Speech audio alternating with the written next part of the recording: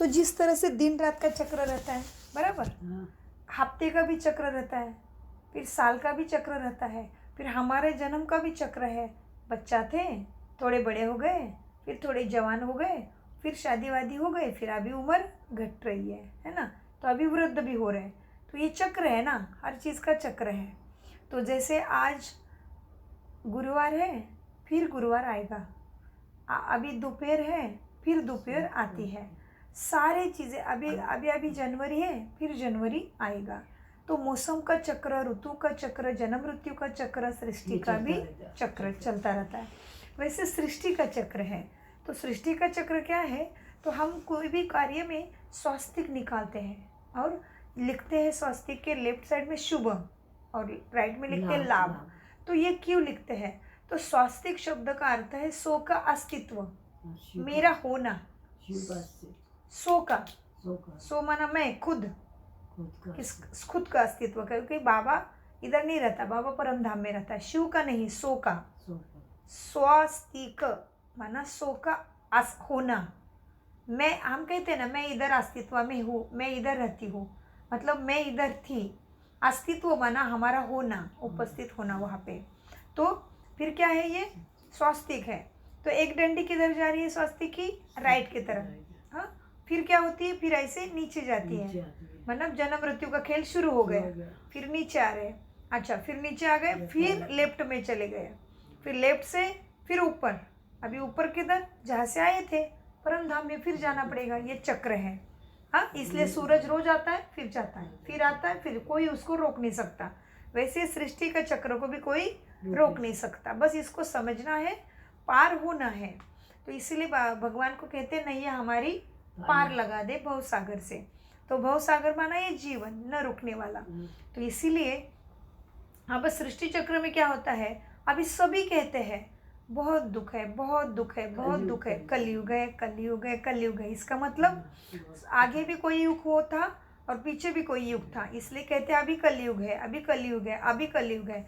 अच्छा, अभी कलयुग है तो कलयुग के पीछे भी कुछ युग तो होगा और कलयुग के आगे भी कुछ युग होगा। जैसे कि अभी हम कहेंगे दोपहर है, अच्छा, तो दोपहर के पहले सुबह भी थी, दोपहर के बाद रात भी होने वाली है। उस तरह से कलयुग के बाद कुछ आगे भी होगा, पीछे भी होगा। तो वो क्या है, तो स्वास्तिक में दिखते हैं कि चक्र है, सृष्टि का चक्र है, तो फिरेगा ज़रूर। अच्छा, फिरेगा तो कलयुग के बाद कुछ तो आना पड़ेगा।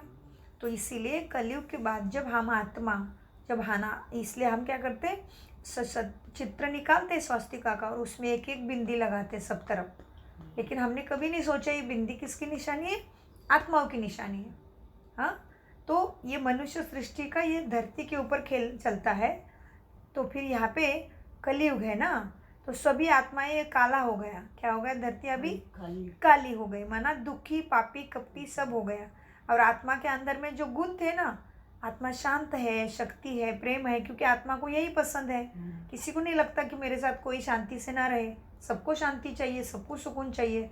तो आत्मा में जो शक्ति थी ना, वो जन्म मृत्यु का खेल खेलते खेलते खेलते खेलते कलयुग में खत्म हो जाती है। और ख़त्म भी होते हैं। और ये डंडी क्या दिखाती शास्त्री की, कि अभी खेल पूरा हुआ है, अभी घर जाना है।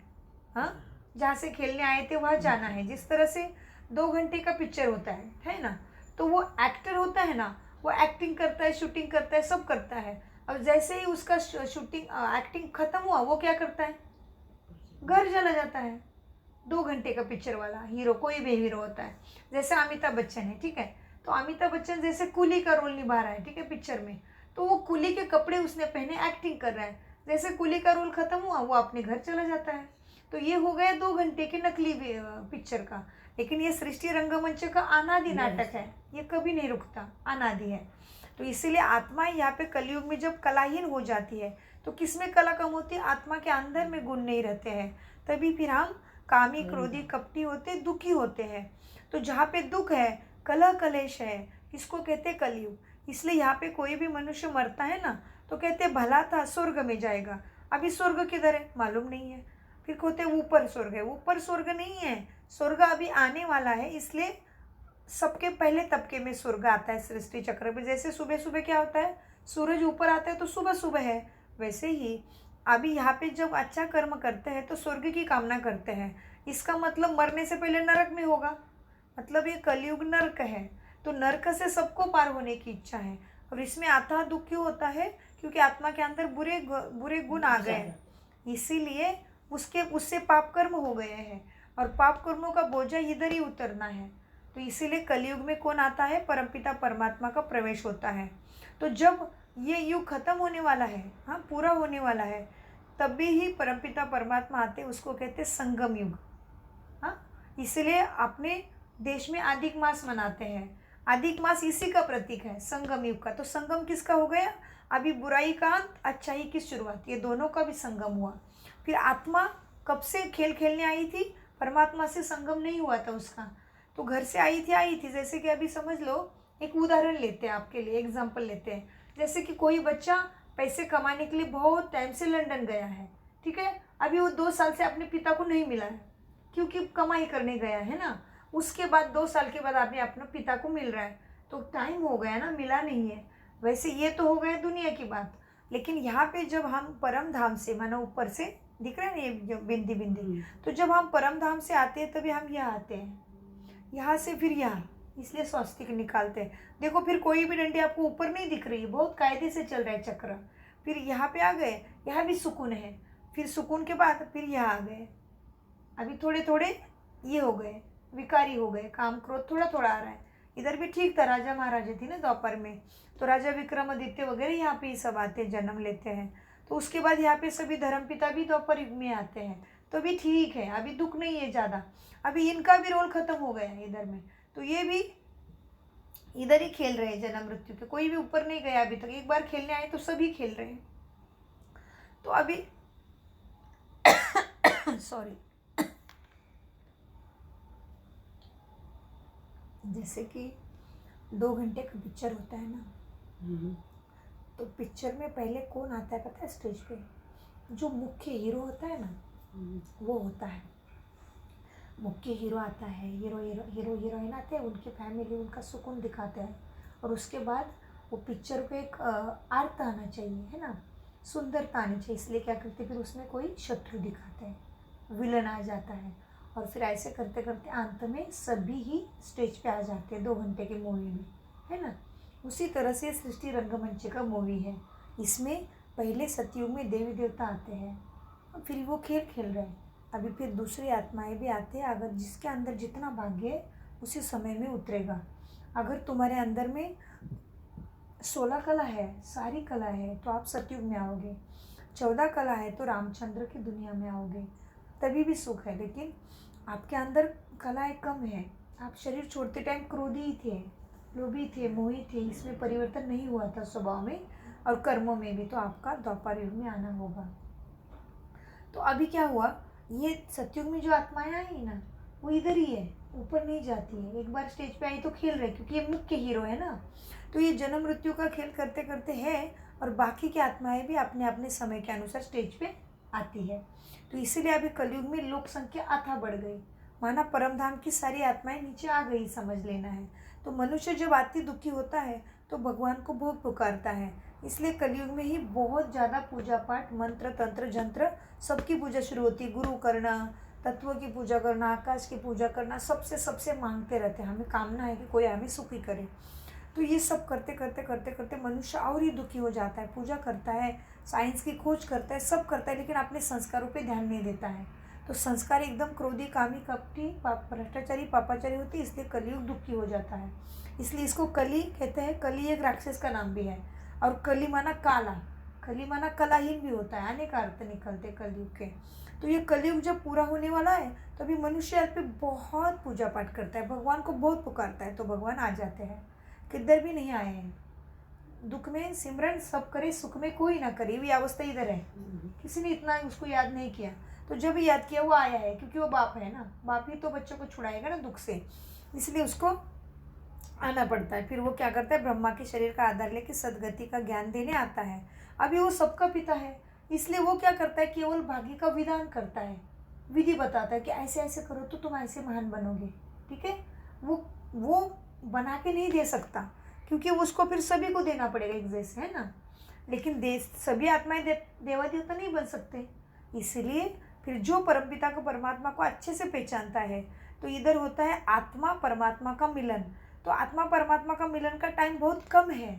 ये देखो इतना है, ये देखो इतना है, ये देखो इतना जगह मिली है, इतना टाइम मिला है, इसको टाइम नहीं है ज़्यादा। इसलिए मनुष्य की आयु 100 साल की वर्ष की समझते। तो संगम ही केवल 100 साल का रहता है। भगवान धरती पे आते हैं, अभी आए हुए केवल 100 साल तक अपना ज्ञान देते हैं, जो करेगा वो पाएगा। तो इसलिए ये है संगम युग। तो इसी युग का गायन भक्ति में अधिक मास करके मनाते हैं। अच्छा, अभी ये कलयुग कितना चलता है? 1250 वर्ष, ठीक है। इसमें सबको दुख है। अभी हम परमात्मा से जब योग लगाते हैं, ध्यान लगाते हैं, तो हमारे अंदर शक्ति आती है, हमारे अंदर की अच्छाई बढ़ती है, ठीक है।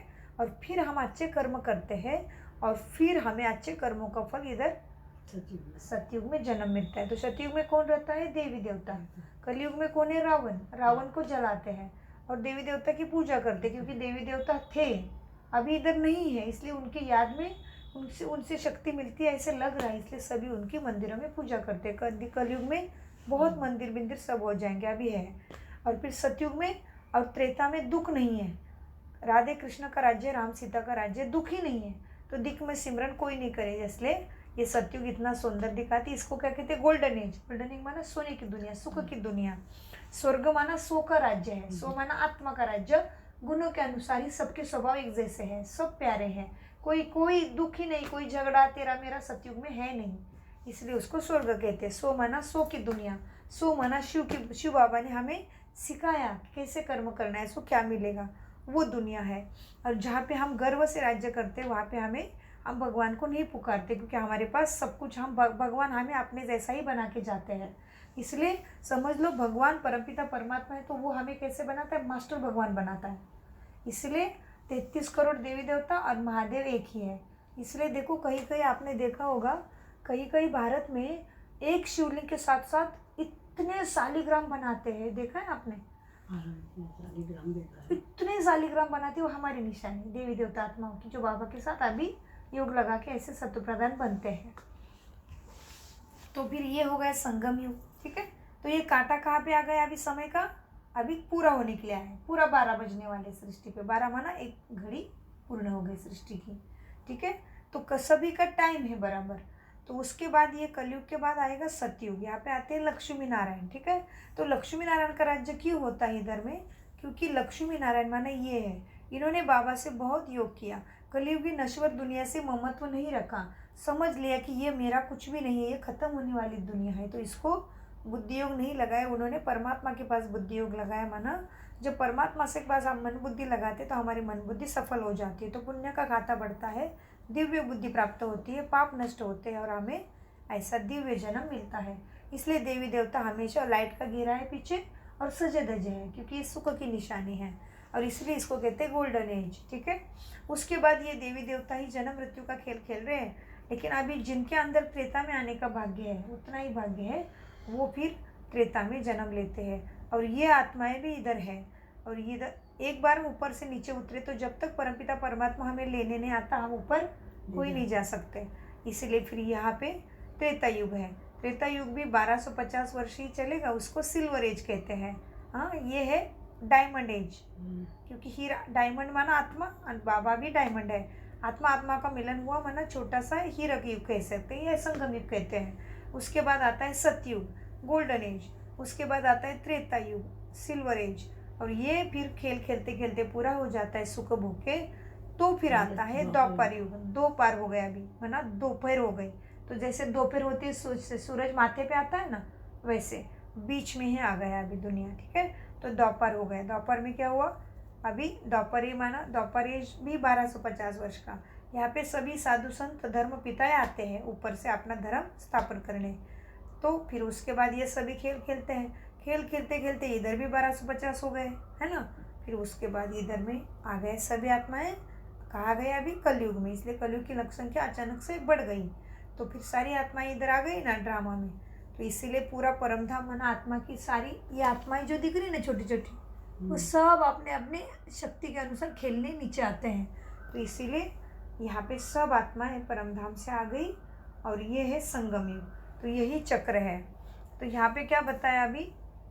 परमात्मा शिव द्वारा ईश्वरीय शक्ति से आदि देव ब्रह्मा द्वारा स्थापना और आदि सनातन देवी देवता धर्मवंश कितने साल पुराना हो गया? 5000 वर्ष। 500। इसलिए केवल मूर्तियाँ पूज रहे हैं मंदिरों में, लेकिन ऐसे क्यों पूज रहे? क्योंकि वो होके गए ही, इसलिए फिर से आएंगे। उसके बाद देवता के बाद कौन आता है धरा पे? इब्राहिम, द्वापर युग में अपना धर्म स्थापन करने। इब्राहिम द्वारा आत्मिक बल से स्थापित इस्लाम धर्मवंशी 2500 वर्ष का होता है। तो इस्लाम को आके 2500 हो गए। पहले देवता आए थे, देवता का है गीता, ठीक है। देवता का क्या है? गीता ग्रंथ है, जिसमें भगवान वाच्य लिखा है। कृष्ण वाचु नहीं, भगवान वाच्य, लेकिन हमें समझ नहीं थी, इसलिए हमने गीता का भगवान कृष्ण समझ लिया है। गीता का भगवान कृष्ण नहीं, परमपिता परमात्मा है। तो इसीलिए फिर इब्राहिम ने क्या किया? मुसलमान धर्म आया, प्रवेश किया ना, इब्राहिम आ गया। फिर उसके बाद क्या हुआ? इब्राहिम का भी टाइम चला। उसके बाद आ गया बुद्ध, ठीक है। बुद्ध ने प्रवेश किया। बुद्ध द्वारा भी आत्मिक बल से स्थापित बुद्ध धर्म को भी 2500 वर्ष हो गया है पुराना। उसके बाद क्यों ना आ गया? मोहम्मद ये यीशु ख्रिस्त आ गया। यीशु ख्रिस्त ने भी क्या किया?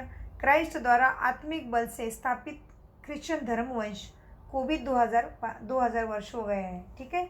तो इस तरह से 5000 वर्ष का खेल है, लेकिन सबकी आयु बराबर है, ठीक है। 1250, 1250, 1250, 1250। तो इस तरह से सृष्टि का चक्र है। तो अभी क्या कहते हैं देखो, परमता एक अद्भुत रहस्य माना सीक्रेट। क्या सीक्रेट है? आप यहाँ पहली बार ही नहीं आए, आप 5000 वर्ष पूर्व भी इस स्थान पर इसी समय पर इसी प्रकार से आए थे, अब आए हैं और फिर 5000 वर्ष पश्चात भी आते रहेंगे, क्योंकि इस का नाटक ही हर 5000 वर्ष पश्चात वो पुनरावृत्ति होती है। हमारा हर साल ये चेंज होते रहते हैं। साल नहीं, 5000 साल के बाद टाइम है। जैसे दिन का टाइम 24 घंटा है, वैसे इसका 5000 साल के बाद चेंज होना है। फिर से सुख शांति सबको मिलनी है। तो फिर ये क्या आ गया? अभी पुरुषोत्तम संगम। पुरुषोत्तम, पुरुष माना आत्मा, किसको उत्तम बनना है? आत्मा को। किसमें? गुणों से। तो पुरुषोत्तम संगम युग, संगम माना हो गया आत्मा परमात्मा का मिलन हो गया। तो सुख आना है, दुख खत्म होना ही है। तो इसीलिए अभी क्या हो गया? प्रजापिता ब्रह्म कुमारी ईश्वरीय विश्वविद्यालय, ईश्वर का नाम है ना, ईश्वर के द्वारा चलाया जा रहा है। ईश्वर है शिव बाबा, ओके। पुरुषोत्तम संगम युग सच्चे ब्राह्मण। तो ये सारी ऐसे है, ये दुनिया नरक है, तो यहाँ पे स्वर्ग आ रहा है, ठीक है। तो क्या करना है? ज्ञान और योग रूपी अग्नि प्रज्वलित करना है। तो क्या हो जाएगा? काम, क्रोध, लोभ, मोह, अहंकार जल जाएंगे। स्त्री के 5 विकार, पुरुष के 5 विकार। इसलिए रावण को 10 मुख और 10 हाथ दिखाते हैं, ठीक है। तो ये क्या चल रहा है? ये साधारण यज्ञ नहीं है, ये शिव बाबा का अविनाशी रुद्र, रुद्र माना शिव, अविनाशी रुद्र गीता ज्ञान यज्ञ चल रहा है। उसमें ये सब नष्ट होना है, लेकिन आपको बुद्धि के साथ बाबा से जोड़ना पड़ेगा। अभी है, मनुष्य कहता है कि बुरे कर्म करोगे तो 84 जन्मों में, 84 योनि में जाना पड़ेगा। तो ऐसे नहीं है, 84 योनि है, लेकिन मनुष्य की आत्मा है ना, तो जैसा बीज है वैसा ही वृक्ष आएगा।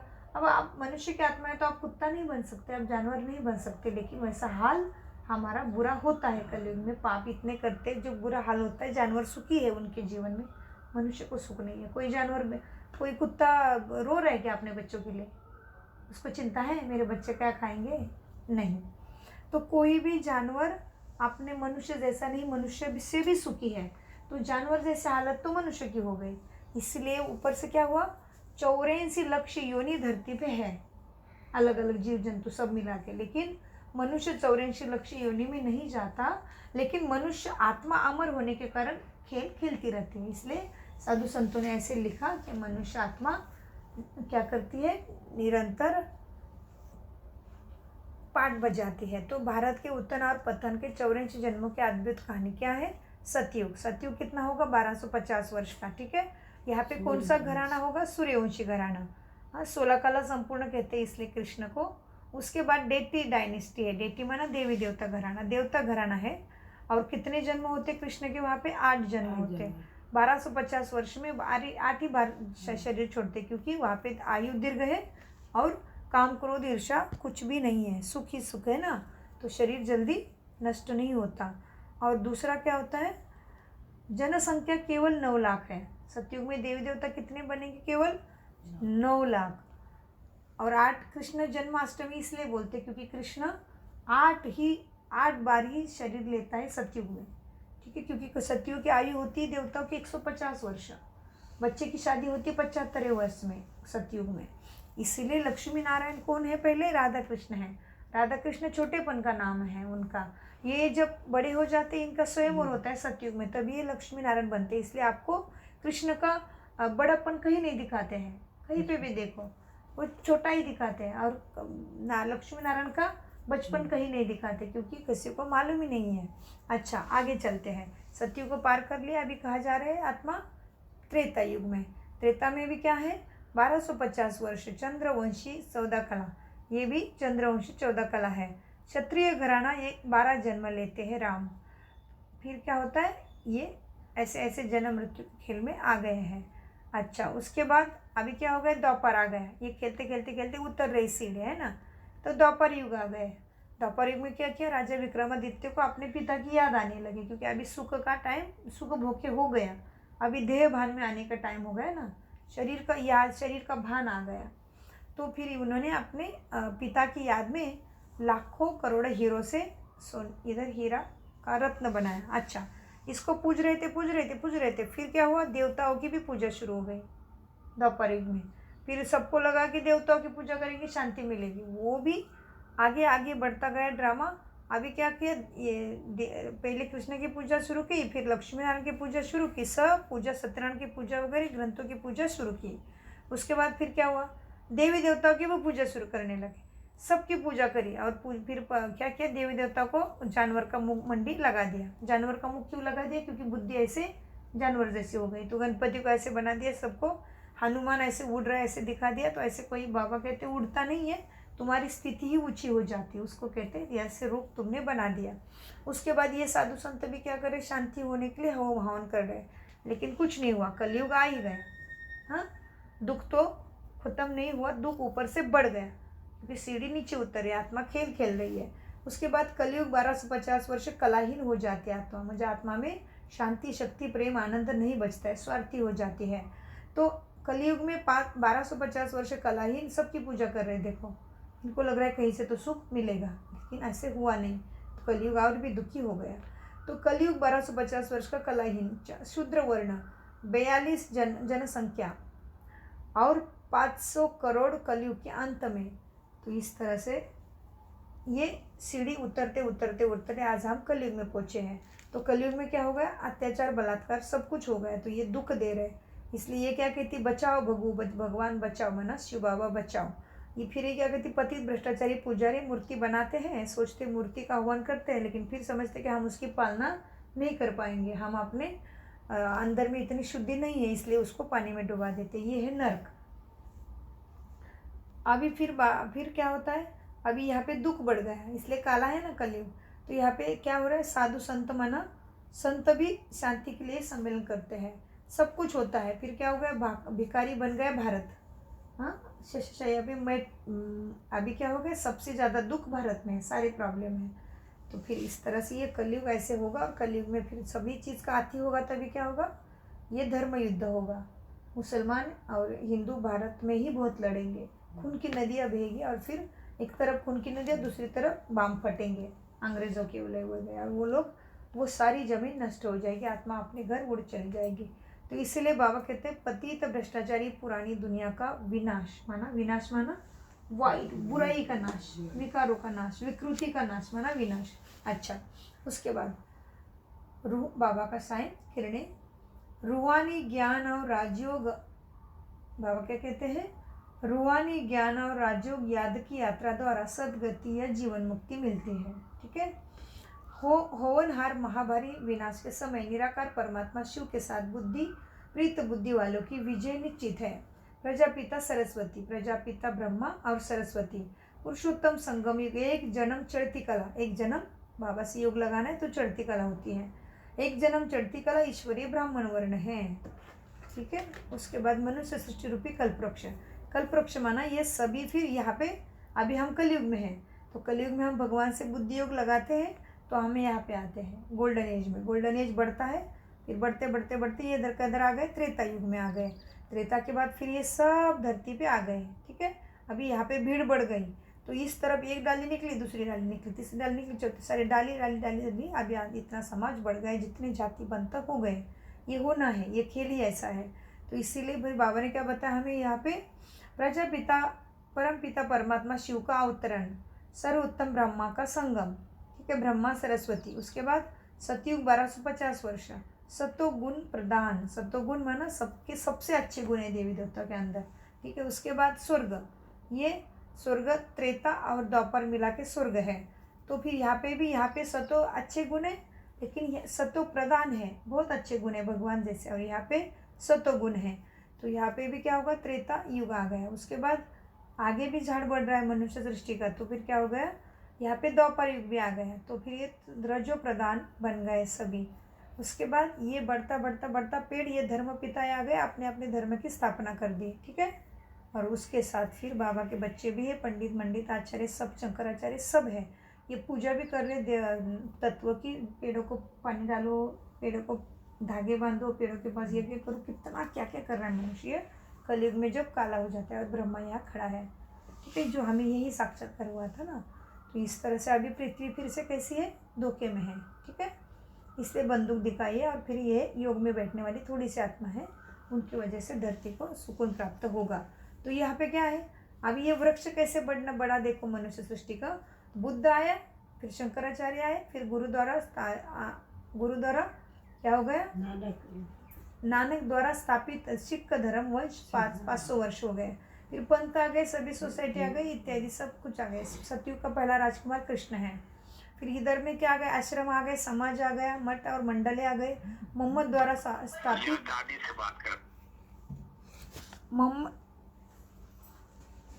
मोहम्मद द्वारा स्थापित मुसलमान धर्म भी आ गया, ठीक है। उसके बाद क्राइस्ट द्वारा स्थापित क्रिश्चियन लोग भी आ गए, इब्राहिम द्वारा स्थापित इस्लाम वंश भी आ गया। सब इधर डालिए आ रहे हैं ये पेड़ को। हाँ, मुख्य कौन है, तना कौन है, देवी देवता, मुख्य देवी देवता, इसलिए देवी देवता के मंदिर अभी भी है। अब सबसे ज़्यादा मान देवी देवता का है कि देवी देवता भगवान जैसे थे, भगवान नहीं थे लेकिन भगवान जैसे, क्योंकि भगवान को योग लगा था, इसलिए ध्यान में बैठे इधर। हाँ, ये कलयुग है, कलयुग में ध्यान में बैठते ऐसे प्राप्ति होती, भाग्य मिलता है। इसलिए अभी क्या दिखाई, देखो अविनाशी बीज रूप, फिर से परमधाम का चित्र, आत्मा की दुनिया, साकार दुनिया, यहाँ पे हम बैठे हैं अभी, यहाँ पे विष्णुपुरी और ये परमधाम है। यहाँ से आए हैं, यहाँ खेल खेल रहे हैं, यहाँ से आए हैं फिर जाना है, ये चक्र है।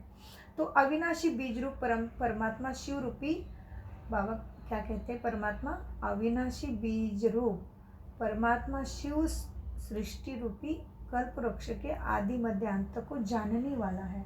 हाँ, ये बाबा ही जानते हैं। फिर ये आपको पता है, मनुष्य लोक, विष्णु ब्रह्मा विष्णु शंकर पुरी, इसको सूक्ष्म लोक कहते हैं, और ये ब्रह्मलोक है, ठीक है। ब्रह्मलोक माना अपना आत्मा की रहने की दुनिया, अनेक नाम है इसको। उसके बाद यहाँ पे क्या है, परम पिता शिव, माना हम सब आत्मा का पिता बाबा, परम पिता शिव, प्रजापिता ब्रह्मा और जगदम्बा सरस्वती। वंदे मातरम, किसका वंदे करना है, माताओं को वंदन करना पड़ेगा, क्योंकि माता की वजह से भला होने वाला है। तो माता के पास भगवान ने क्या दिया है, ज्ञान अमृत का कलश, इसलिए कहीं पे भी जाते तो माता के पास कलश रखते हैं। तो उसका अर्थ नहीं समझते, लेकिन यहाँ पे कलश की बात नहीं है, स्थूल कलश की, यहाँ पे रखना है ज्ञान का कलश, तभी सदगति होगी। भारत माताओं की जय हो। शिव शक्ति पांडव सेना यही है, शिव शक्ति पांडव सेना यही है। तो अभी दुख जाएगा, सुख आएगा, उसके बदले अपने को संस्कार परिवर्तन करना है। तो अभी हम यहाँ पे आ जाए। फिर ये कौन सी वैजंती माला है, शिव शक्ति पांडव सेना ही विजय रत्न है, इसको ही 108 की माला में सब जपते हैं सुख मिलने के लिए। फिर ये मनुष्य साकार, ये हो गया। परमपिता परमात्मा का अवतरण सर्वोत्तम ब्रह्मा के संगम पर होता है, ठीक है। परमपिता बाबा इसके मुख्य द्वारा सदगति देने आया है। तो ये क्या है, कल्प सृष्टि, मनुष्य सृष्टि का कल्प वृक्ष। तो कोई भी मनुष्य 84 जन्म लेता है, 84 लक्ष्य नहीं ले सकता। लेकिन 84 क्यों कहा, क्योंकि 84 योनि है, ठीक है। उसके आगे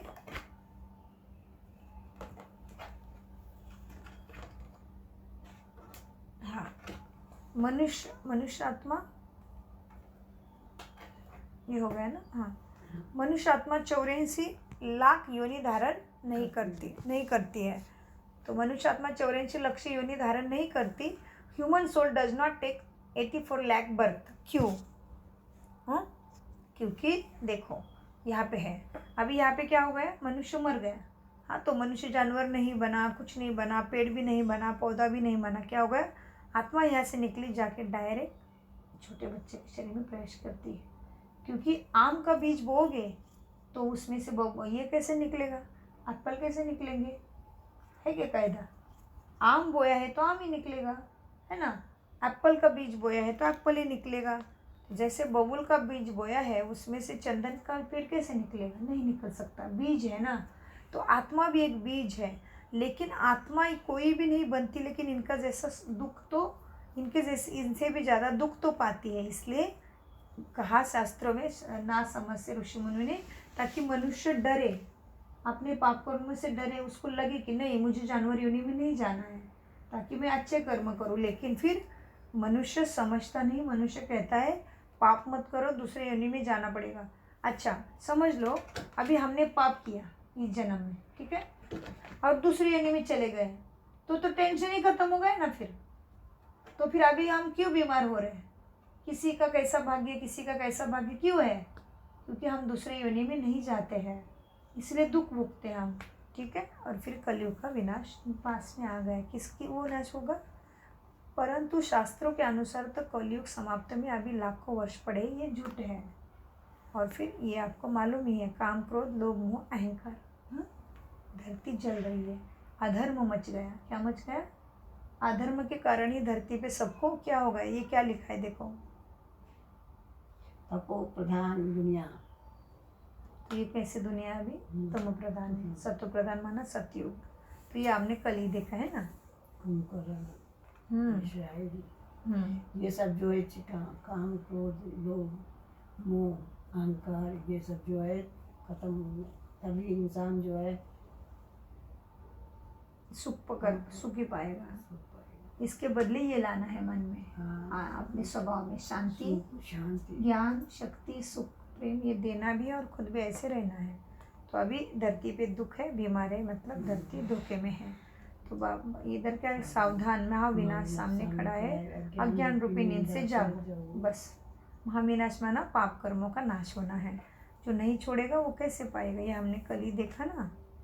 श्री कृष्ण देवता और शिव परमात्मा है, श्री कृष्ण परमात्मा नहीं है। श्री कृष्ण विष्णु का साकार रूप थे, परंतु परमपिता शिव ब्रह्मा विष्णु शंकर के भी रचयिता है। श्री कृष्ण ने राज्य विद्या की शिक्षा ली, परंतु परमात्मा शिव सर्वसे श्रेष्ठ है, उनको किसी की शिक्षा लेने की ज़रूरत नहीं है, वो खुद ही ज्ञान का सागर है, ठीक है। उसके बाद श्री कृष्ण श्री राधे, ये बीज रूप परमात्मा शिव है, ये दोनों के ये पत्ते निकलते हैं। उसके बाद श्री कृष्ण ने अपने लौकिक माता पिता से पालना ली है, परंतु परमात्मा शिव सर्व के पारलौकिक माता पिता है। कृष्ण और शिव में फर्क है। फिर कहा परम पिता शिव परमात्मा क्या है? गीता माता है। बाबा ने ही गीता सुना है, बाबा के मुख से जो शब्द निकले और जो प्राप्तियाँ हमें हुई वो हमने भगवद गीता द्वापर में लिख के रखी, हमने से कोई ऋषि वाल्मीकि ने। तो इसमें ये इससे भी मुक्ति नहीं मिलती जब तक बाबा से बुद्धि नहीं जोड़ते, खुद को आत्मा समझ के, तब तक कुछ नहीं होता। तो बाबा कहते हैं गीता द्वारा श्री कृष्ण का भी जन्म हुआ। अंत गीता श्री कृष्ण की माता है तथा शिव परमपिता परमात्मा गीता ज्ञान का दाता है, और श्री कृष्ण को पारलौकिक पिता भी शिव बाबा है। इसलिए श्री कृष्ण देवता है, ये ध्यान में रखना है। गीता में वर्णित युद्ध हिंसिक अहिंसक युद्ध, नॉन वायलेंस वॉर, ये काम क्रोध ईर्ष्या मोह लोभ को मारना है, मनुष्य को काटने की बात नहीं है। शिव शक्ति पांडव सेना यही है, ठीक है। और ये है प्रजापिता ब्रह्मा, जिसके द्वारा सृष्टि रची जाती है। हिंसक युद्ध है, यहाँ पे हिंसक युद्ध है, वो समझ नहीं रहे हैं। कलयुग सृष्टि रावण राज्य है, कलयुग क्या है? रावण राज्य है। क्या है? 5 विकार स्त्री में, 5 विकार पुरुष में है, दोनों मिला के रावण ऐसे भ्रष्टाचारी सबको बना दिया है। इसलिए ये सब बलात्कार, कहा खून, हत्या, दुख ही है, दुख हो रहा है, कलयुग में हो रहा है। हाँ, ये रावण के हाथ में शक्ति भी है, तलवार भी है, गीता भी पढ़ रहे हैं, शास्त्र भी कर, सब कुछ कर रहे हैं, लेकिन रावण राज्य तो सबको खत्म कर ही रहा है। तो उसके बाद राज्यों का आधार तथा विधि, आत्मिक पिता आत्मा सेम है, ठीक है, लेकिन ये सागर है, ये उसका बच्चा है। आत्मिक पिता आत्मा, जैसे शरीर का पिता होता है ना, वैसे बॉडी, वैसे आत्मा, ओके। परम पिता परमात्मा शिव, लोभ मोह क्रोध अहंकार काम गुरु माला, इससे नहीं मिलता। परमपिता परमात्मा से कनेक्शन नहीं कर पाओगे। देखो कोशिश कर रहे नहीं होता, क्रॉस हो जाता है ना। तो क्या करना है, देह से देह के सर्व संबंधों को आत्मा रूप में स्थित होकर बुद्धि में ज्योति बिंदु परमात्मा शिव की स्नेह युक्त स्मृति रखना ही वास्तविक योग है। ठीक है। उसके बाद राजयोग के स्तंभ, प्रतिदिन सत्संग। हाँ, ये क्या करना है, कामदेव को नष्ट करना है, कामना नहीं रखना है। दिव्य गुण कौन से लेना है, नम्रता, अंतर्मुखता, निर्भयता, पवित्रता, धैर्यता, सहनशीलता और स्वीट मधुरता लानी है, और हर्षित मुक्ता। उसके बाद क्या करना है, ईगो, मीट, ये खाने का गंदगी, ये egg, meat, wine, mutton, chicken, milk, butter, fruit, juice, क्या क्या लेना है वो टिक मार के, गलत है नहीं लेना है। अंडा, मीट, शराब, नो, दूध, मक्खन, फ्रूट जूस, आइसक्रीम ले सकते हैं। शुद्ध भोजन, कैसा भोजन खा रहे हैं, वो भी भगवान की याद में। प्यूरिटी इज रॉयल्टी, प्यूरिटी से हमारी रक्षा होनी है। अभी राजयोग का आधार विधि एवं प्राप्ति। राजयोग से क्या प्राप्त होता है, हमें जिस तरह से फ़ोन द्वारा कनेक्शन करते हैं तो बात करते हैं, जिस तरह से इसको दबा दिया तो दूर का दर्शन कर सकते हैं, वैसे ही हम अभी बाबा की याद में बैठेंगे मन बुद्धि से, तो क्या हो जाएगा, जिस तरह से अग्नि के सामने डायरेक्ट कुछ भी पकड़ो तो नहीं वो सूर्य के सामने जलाएंगे नहीं, लेकिन उसके अंदर जो बाइनोकुलर पकड़ोगे ना तो पेपर पे आग लग जाती नीचे, है ना। तो हमें मन बुद्धि से इसके साथ जोड़ना है। तो फिर उस हमारे अंदर क्या आएगी, समेटने की शक्ति, सहन करने की शक्ति, और समाने की शक्ति, परखने की शक्ति, असली है क्या नकली है वो परखने की शक्ति आएगी, निर्णय करने की शक्ति आएगी, कोई परिस्थिति में सामना करने की शक्ति आएगी। दुख हो गया है फिर भी हम समझ जाते हैं कि आत्मा कभी नहीं मरती, शरीर बदलता है। उसके बाद सहयोग शक्ति, हम एक दूसरे को सहयोग से चलते हैं। फिर बुद्धि योग माँ के साथ, बुद्धि योग दोस्तों के साथ, बुद्धि योग शिक्षक के साथ, बुद्धि योग ऑफिस के साथ। तो इस तरह से बुद्धि योग बाबा के साथ लगाना है और कर्म करना है, ऐसा बाबा का इशारा है। जीवन कमल पुष्प समान कैसे बने, अशांत दुखी परिवार, मारामारी पिटापिटी है, हाँ इधर आ। और ये क्या है, कार्य व्यवहार में रहते परमात्मा का याद में कार्य कर रहे तो शांति है। उसके बाद सहज ज्ञान और सहज राजयोगी शिक्षा, खाना खाते और बनाते हुए भी परमात्मा की याद में बनाओ तो सात्विक हो जाएगा। राजयोग का अभ्यास, जैसा हमने आपको कराया ना वैसे। उसके बाद क्या है, शांति और सुख परिवार, शांति और सुख परिवार। क्यों बाबा से आपकी जब वो सब चीजें मन से हटेंगी तभी आप शांति पाओगे मन में। लेकिन वही बाबा के पास लगाने से बाबा शक्ति देता है, आपको ऐसे ज्ञान के बिंदु अंदर में आएंगे। तो ये क्या कर रहे हैं, सभी अलग अलग कार्य करेंगे। बुद्धि जुड़ी बाप के साथ तो घर सुखी घर है, सुखी और शांत परिवार। हाँ, अपना ही कार्य कर रहे हैं, लेकिन बुद्धि किसके साथ है, देखो बुद्धि की तार है ना, मन बुद्धि की तार से तो जोड़ सकेंगे। और फिर अभी कितने देशों में ब्रह्मा कुमारी, इतने सारे देशों में ब्रह्मा कुमारी सेंटर है, 140 देशों में है। परमात्मा को याद करते हैं।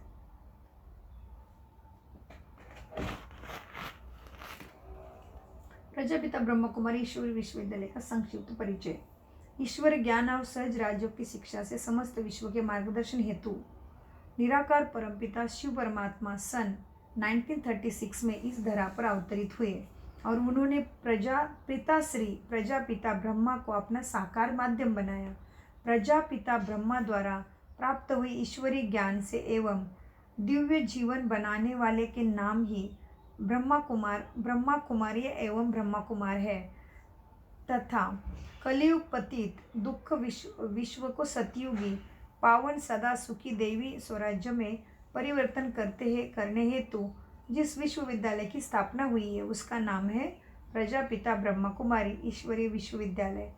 ईश्वरीय सेवा हेतु ईश्वरीय विश्वविद्यालय में अभी ये बुक निकाला था तभी कितने थे, 9000 से भी अधिक सेवा केंद्र एवं उप सेवा केंद्र, जिन्होंने 300 आध्यात्मिक संग्रहालय भी सम्मिलित है, जो कि आध्यात्मिक ज्ञान की अभिलाषा आत्मा के निमंत्रण पर ही खुली हुई है।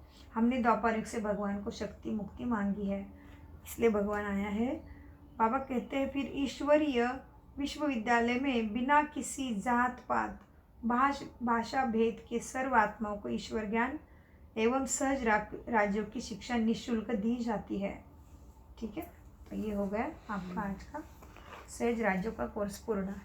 तो ये ओम शांति, ये जगह जगह पे बाबा के सेंटर इतने बड़े बड़े हैं, तपस्या धाम है, ये सब सुंदर है।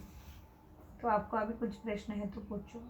मेन चीज तो हमको जब तक उनसे लगन है वो तो ट्राई करना पड़ता है।